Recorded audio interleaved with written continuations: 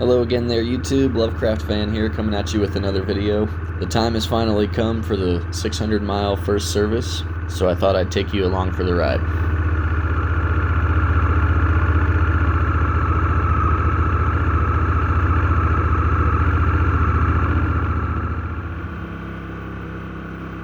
My appointment was at 9:30, but I'm about an hour away from the dealership, so I had to leave while the temperature was still in the 40s.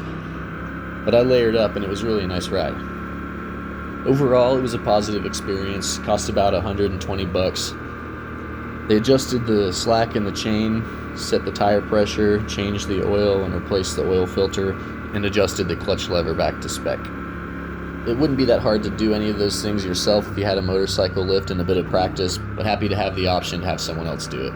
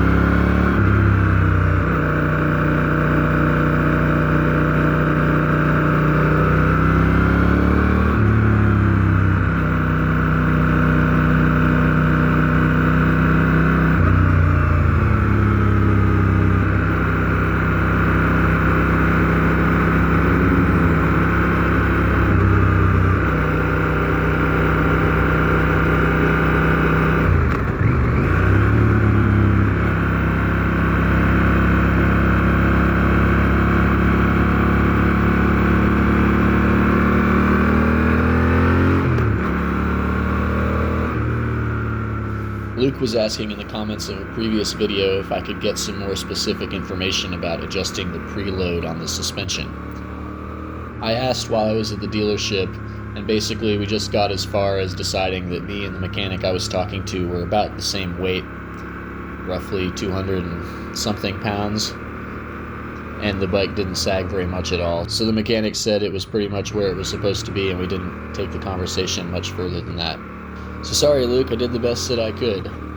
If you were much lighter, it would need to be adjusted to give it some more sag, I suppose. But I didn't get into how you'd be making that adjustment, but I'm sure there's plenty of information on the forums about bikes with similar suspension setups.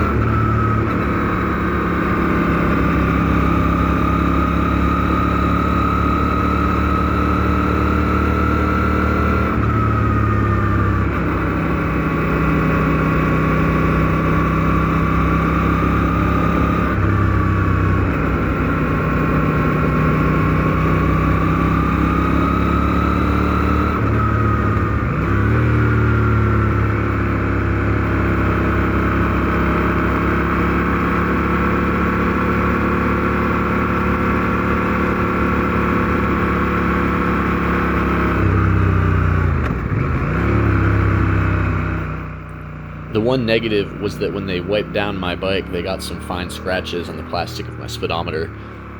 But the thing is prone to getting scratches, as I know from doing the exact same thing to my 300. I'd been obsessive on the 1100 about only spraying off my speedometer with water and not wiping it, but I didn't say anything about that to them when I dropped the bike off, so I'm not beating myself up about it. I even ordered some product on Amazon that may clear it up.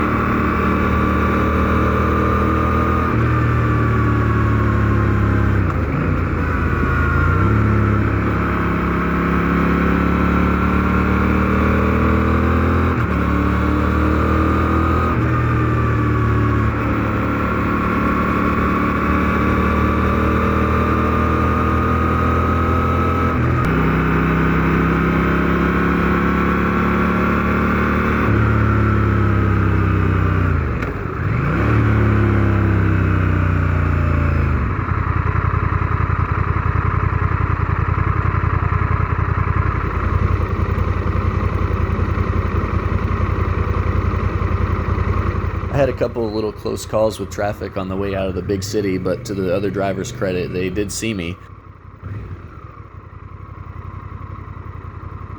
I was just being extra cautious, making sure I was giving everything 100% attention.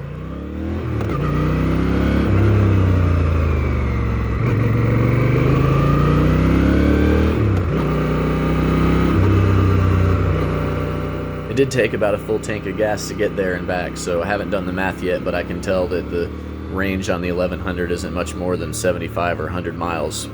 So on any really long touring trips, you'd have to do your best to plan out your gas stations and your route to accommodate for that. And last but not least, I would like to thank the people who have subscribed to my channel. We've surpassed 100 subscribers. I never thought I'd see the day. So thank you very much, and everyone ride safe. I'll see you in the next video.